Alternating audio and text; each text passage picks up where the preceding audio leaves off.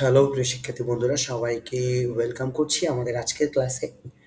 আজকে হচ্ছে তোমাদের ডিজিটাল ডিভাইস অর্থাৎ সংখ্যা পদ্ধতি ডিজিটাল ডিভাইস চ্যাপ্টারটির তৃতীয় অধ্যায়ের আহ, দ্বিতীয় অংশ নিয়ে আমরা আজকে পড়ব। আমাদের আগের ক্লাসগুলোতে আমরা প্রথম অংশের যে টপিকগুলো সেই টপিকগুলো নিয়ে পড়িয়ে ফেলেছি। তোমরা একাডেমির যে প্লেলিস্ট ওখানে গেলে তোমরা সেই ক্লাসগুলো পেয়ে যাবে। সো আজকের ক্লাস হচ্ছে আমরা দ্বিতীয় অংশ নিয়ে আমরা পড়ব ডিজিটাল ডিভাইস। তাহলে চলো আমরা কথা না বাড়িয়ে আমরা আমাদের আজকের ক্লাস শুরু করছি। দেখো আমাদের আজকের ক্লাসের কি টপিকগুলো কি কি: Boolean algebra, digital device, Boolean algebra আর হচ্ছে বুলিয়ান উপপাদ্য। হ্যাঁ, সো চলো আমরা একটু এদিকে ছবিগুলো দেখি। ছবিগুলো হচ্ছে এগুলো আমি এখানে হচ্ছে তোমাদের এই যে নাম্বারটা অনুযায়ী আমি সাজিয়েছি ছবিগুলা। চিত্র দেখে বুঝতে পারছো যে আমরা কোন মানে টপিকটা নিয়ে আমরা আজকে পড়বো। আজকে হচ্ছে আমাদের যে গেট এবং বিভিন্ন ধরনের অ্যালজেব্রা বুলিয়ান উপপাদ্যের যে টপিকগুলো নিয়ে আমরা পড়বো। দেখো এখানে বলা আছে বুলিয়ান অ্যালজেব্রা এবং ডিজিটাল ডিভাইস নিয়ে। এখানে একজন আহ, মানে গাণিতিক যুক্তিবিজ্ঞানের জনক অর্থাৎ গণিতবিদের এক ছবি আছে, যার নাম হচ্ছে জর্জ বুল। ইনি হচ্ছেন জর্জ বুল সাহেব। ইনি হচ্ছে কি করেছেন, ম্যাথমেটিক্স অফ লজিক নামে তার একটা গবেষণা গ্রন্থ প্রকাশ করছে কখন, এবং হচ্ছে 1854 সালে তিনি তার প্রধান কাজ কি ছিল, an investigation of the laws of thought. এই গ্রন্থটি তার প্রকাশিত হয়েছিল। এখানে তেমন বেশি কিছু নাই এই পেজটাতে। এই পেজটা হচ্ছে জাস্ট তোমাদের বইয়ের প্রথম পেজটা, সেজন্য আমি পেজটা দেখিয়েছি তোমাদের। তো এরপর দেখো আমরা পরের পেজে যাচ্ছি। দেখো বুলিয়ান অ্যালজেব্রা কি আমাদের প্রথম পেজে আছে। জর্জ বুলের গণিত এবং যুক্তির উপর ভিত্তি করে যে নতুন অ্যালজেব্রা উদ্ভাবিত হয়েছে সেটা হচ্ছে বুলিয়ান অ্যালজেব্রা। হ্যাঁ, আমরা ওভাবে না লিখে বুলিয়ান অ্যালজেব্রাটা আমরা লিখবো কিভাবে, আমরা একটু করে পড়লে আমরা বুঝতে পারবো। এখানে দেখো, এখানে বলা হয়েছে বাইনারি অঙ্ক 0 1 নিয়ে বুলিয়ান অ্যালজেব্রাতে কাজ করা হয়। হ্যাঁ, তাহলে আহ, এখানে বলছে দেখো, কম্পিউটারের অভ্যন্তরীণ যন্ত্রাংশের কার্য পদ্ধতির সাথে বাইনারি সংখ্যাটা কি সামঞ্জস্যপূর্ণ। হ্যাঁ, এটা কিন্তু যশোর বোর্ডে আসছে, আমরা দেখতে পাচ্ছি। সালটা একটু এদিকে ছবিটাকে রেখেছে জন্য বোঝাতে পারতেছি না তোমাদের। তো দেখো, বুলিয়ান অ্যালজেব্রায় কোনো ধরনের ভগ্নাংশ, লগারিদম, বর্ণ, ঋণাত্মক সংখ্যা, প্রসঙ্গ ইত্যাদি ব্যবহার করা হয় না। শুধু কি, যেহেতু কম্পিউটার একটু ভিত্তিতে কাজ করে সেজন্য এখানে কি ব্যবহার করা হয়, 0 এবং 1 ব্যবহার করা হয়। হ্যাঁ? তো আশা করছি বুঝতে পারছো। আমরা বুলিয়ান অ্যালজেব্রার কিছু বৈশিষ্ট্য দেখবো আমরা। বুলিয়ান অ্যালজেব্রা হচ্ছে কি, শুধু 1 এবং 0 এই দুটি অঙ্ক ব্যবহৃত হয়। দুটি অঙ্ক থাকায় এটি অত্যন্ত সহজ। এরপর 2 নাম্বার হচ্ছে এতে কোনো ধরনের জ্যামিতিক ও ত্রিকোণমিতিক সূত্র প্রয়োগ করা হয় না। এরপর হচ্ছে অ্যালজেব্রায় শুধু যৌক্তিক গুণ এবং যোগের সাহায্যে গাণিতিক কাজ করা যায়। ওকে, এরপর হচ্ছে এই অ্যালজেব্রা হচ্ছে কি করা হয়, কোনো ভগ্নাংশ, বর্গ, ঋণাত্মক সংখ্যা প্রভৃতি কি ব্যবহার করা যায় না। হ্যাঁ, এখানে তাহলে কি কি করা যায় না, জ্যামিতিক ত্রিকোণমিতিক সূত্র ব্যবহার করা যায় না। এরপর হচ্ছে আমাদের কোনো ধরনের ভগ্নাংশ, বর্গ, ঋণাত্মক সংখ্যা ইত্যাদি ব্যবহার করা যায় না। শুধু কি করা যায়, যৌক্তিক গুণ এবং যোগের সাহায্যে গাণিতিক কাজ করা যায়। এবং হচ্ছে 1 এবং 0, হ্যাঁ, এই দুটি অঙ্ক কি বুলিয়ান অ্যালজেব্রাতে কি করা যায়, ব্যবহার করা যায়। দুটি অঙ্ক থাকা এটা খুব কি সহজ। ওকে, আসলে আজকের ক্লাসটাতে তেমন একটা মেথড কিছু নাই, জাস্ট হচ্ছে এখানে বোঝার বিষয়। তোমরা একটু বই পড়লে তোমরা, এবং তোমাদের যা যে গাইড আছে গাইডের পিছনে কিছু ছোট প্রশ্ন দেওয়া থাকে, এবং বইয়ের চ্যাপ্টারের শেষে কিছু প্রশ্ন দেওয়া থাকে। এটা আমি আমাদের একাডেমি চ্যানেলে আমি পোস্ট ছবি এখানে দিয়ে রাখবো, তোমরা সেখান থেকেও দেখতে পারো। ওখান থেকে তোমরা ছোট ছোট প্রশ্নগুলোর উত্তর তোমরা শিখে নিতে পারবে। এখানে দেখো, Rajshahi board, Comilla board, Chattogram board এবং বরিশাল বোর্ড 18-তে বুলিয়ান ধ্রুবক কি একটা প্রশ্ন আসছে।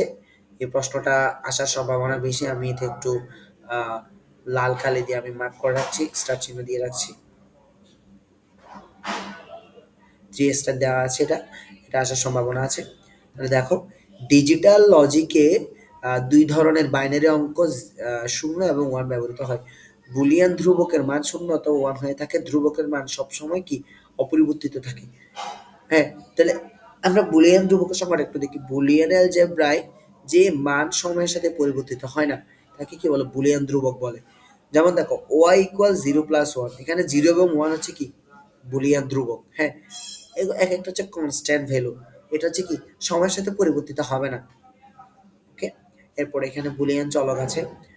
বুলিয়ান চলক হচ্ছে যে বুলিয়ান অ্যালজেব্রা যেটা হচ্ছে কি সময়ের সাথে পরিবর্তিত হয়। যেমন দেখো y = a + b, এটাও চলক, এটাও চলক। হ্যাঁ, সেজন্য এখানে চলক। আর ধ্রুবকের ক্ষেত্রে কি আসছে? 0 এবং 1 আসছে। তফাৎ হচ্ছে এখানে। বুলিয়ান অ্যালজেব্রায় কিছু মৌলিক ক্রিয়া আছে এগুলো একটু দেখি। 3 ধরনের মৌলিক ক্রিয়া আছে। কয় ধরনের? 3 ধরনের। এটা কিন্তু এমসিকিউতে আসতে পারে। এন্ড অপারেশন বা যৌক্তিক গুণ, অর অপারেশন বা যৌক্তিক যোগ, নট অপারেশন বা যৌক্তিক উল্টানো। আমরা 3টা গেটের কথা জানি। একটা হচ্ছে এন্ড গেট, একটা হচ্ছে অর গেট, একটা হচ্ছে নট গেট। হ্যাঁ, এই 3টা গেট। এন্ড গেট দিয়ে কি করা হয়? যৌক্তিক গুণ করা হয়। অর গেট দিয়ে যৌক্তিক যোগ করা হয় এবং নট গেট দিয়ে হচ্ছে কি করা হয়? যৌক্তিক উল্টানো। অর্থাৎ হচ্ছে কি যৌক্তিক উল্টানো মানে আমরা বুঝি প্লাস থাকলে সেটা হয়ে যাবে কি মাইনাস, আর মাইনাস থাকলে মাইনাসের পরিবর্তে সেটা কি হয়ে যাবে? প্লাস হয়ে যাবে। এটাকে বলে কি যৌক্তিক উল্টানো। আর গুণ মান হচ্ছে কি এন্ড দিয়ে হচ্ছে আমরা গুণের কাজ করব, এন টু বি। আর অর দিয়ে হচ্ছে কি আমরা যোগের কাজ করব। Okay, all right. এরপর দেখো বুলিয়ান অ্যালজেব্রা এবং দশমিক অ্যালজেব্রার মধ্যে কিছু পার্থক্য, তোমরা এটা একটু পড়ে নিবা। এখানে কিছু কথা লেখা আছে, এটা হচ্ছে তোমাদের কি বলে খ নং প্রশ্নের জন্য গুরুত্বপূর্ণ। আমি দেখি একটু সাইডে লিখে রাখছি, খ লিখে রাখছি আমি। আমি এটা এখানে আমি একটু 3 স্টার দিয়ে রাখছি। এটা খ নম্বর প্রশ্নের জন্য গুরুত্বপূর্ণ, তোমরা একটু দেখে যাবা, একটু দেখে নিবা। এরপর হচ্ছে দেখো বুলিয়ান স্বতঃসিদ্ধ। হ্যাঁ, বুলিয়ান স্বতঃসিদ্ধ এটা হচ্ছে একটা ইম্পর্টেন্ট একটা প্রশ্ন। এটা কিন্তু তোমরা নিচেই দেখতে পাচ্ছ যে ঢাকা বোর্ড 17তে আসছে।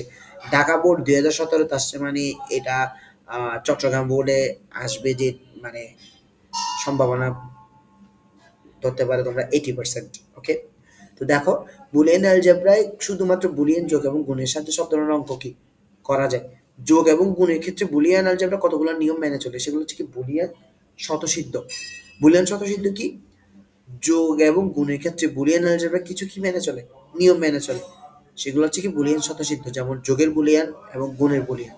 ওকে, এখানে দেখো তোমরা দেখতে পাচ্ছ যোগের বুলিয়ানের ক্ষেত্রে হচ্ছে এইগুলা, ওই যে আমরা যে যোগ করেছিলাম, হ্যাঁ আমরা যোগ করেছিলাম সেগুলো হচ্ছে এগুলা। এবং গুণের বুলিয়ান হচ্ছে এগুলো আমরা যখন গুণ করেছিলাম তখন কিছু 4টা ফরম্যাট দিয়ে আমরা করে দেখিয়েছিলাম তোমাদের। এটা হচ্ছে সেই ফরম্যাটটা, আশা করছি বুঝতে পেরেছো তোমরা। এরপরে দেখো এখানে আরেকটা জিনিস আছে দ্বৈত নীতি। হ্যাঁ, দ্বৈত নীতি এটা হচ্ছে কি এন্ড এবং অর অপারেশনের সাথে সম্পর্কযুক্ত সূত্রকে কি বলে? দ্বৈত নীতি বলে। এন্ড এবং অর এর সাথে সম্পর্কযুক্ত আহ, সূত্র, যেমন হচ্ছে দেখো এখানে এন্ড এবং অর এর সাথে অপারেটর হচ্ছে পরস্পর বিনিময় করে এন্ড এর পরিবর্তে অর, এবং অর এর পরিবর্তে কি ইউজ করে? আমরা এন্ড ইউজ করা হয়। যেমন 1 + 1 = 1, 1 * 1 = 1। হ্যাঁ, পরস্পর কি থাকে ও এক একটা পরস্পর কি বিনিময় করে 0 এবং 1। হ্যাঁ, যোগের ক্ষেত্রে 1 হয়, গুণের ক্ষেত্রে 0 হয়। বুঝতে পারছো? যোগের ক্ষেত্রে কি হচ্ছে 1 হয়ে যাচ্ছে, কিন্তু গুণের ক্ষেত্রে কি হচ্ছে 0, অর্থাৎ পরস্পর বিনিময় করতেছে, এটা বোঝাচ্ছে বুলিয়ান পূরক। বুলিয়ান পূরক হচ্ছে তোমার এটা, অর্থাৎ এবার এবার মানে হচ্ছে 0, এ হচ্ছে কি 1। হ্যাঁ, এটা বোঝাচ্ছে। এরপর এখানে কিছু বুলিয়ান উপপাদ্য আছে, তোমরা জাস্ট এটা ছবিতে দেখে নিতে পারবে, স্ক্রিনশট নিতে পারো। আমরা পরের ক্লাসে হচ্ছে বুলিয়ান উপপাদ্য দিয়ে কিছু ম্যাথ করা শিখবো। এখানে কিছু উপপাদ্য তোমরা দেখতে পাচ্ছ, যৌক্তিক যোগের এবং যৌক্তিক গুণের, প্লাস হচ্ছে কিছু বিনিময় উপপাদ্য, অনুষঙ্গ উপপাদ্য, বিভাজন উপপাদ্য, ডি মর্গানের উপপাদ্য এবং সহায়ক উপপাদ্য। হ্যাঁ, আমি তোমাদের বোঝার সুবিধার্থে যেই বুলিয়ান উপপাদ্যতে যেই উপপাদ্যগুলো আমাদের ম্যাথ করতে কাজে লাগবে সেগুলো দিয়ে আমি ম্যাথ তোমাদেরকে প্র্যাকটিস করাবো। ওকে, ম্যাথ ক্লাস আমি সেগুলো নিয়ে তোমাদেরকে হোয়াইট বোর্ডে একটা ক্লাস দেওয়ার চেষ্টা করব। সুপ্রিয় বন্ধুরা, এই ছিল আজকের ক্লাস। তোমরা আমাদের আরো আপডেট ক্লাসগুলো পেতে আমাদের চ্যানেলটা, আমাদের একাডেমি চ্যানেলটা সাবস্ক্রাইব করে রাখো। পাশাপাশি তোমাদের হাসান ভাইয়ের চ্যানেল আছে, এটা আমার চ্যানেল আছে, এবং তোমাদের অভিষেক ভাই এবং হোসেন ভাইয়ের চ্যানেল আছে, তারাও ওখানে অনেক ক্লাস দিয়ে থাকে, ওখানেও তোমরা চাইলে দেখতে পারো। সো আজকে ছিল এই পর্যন্ত, ধন্যবাদ সবাইকে।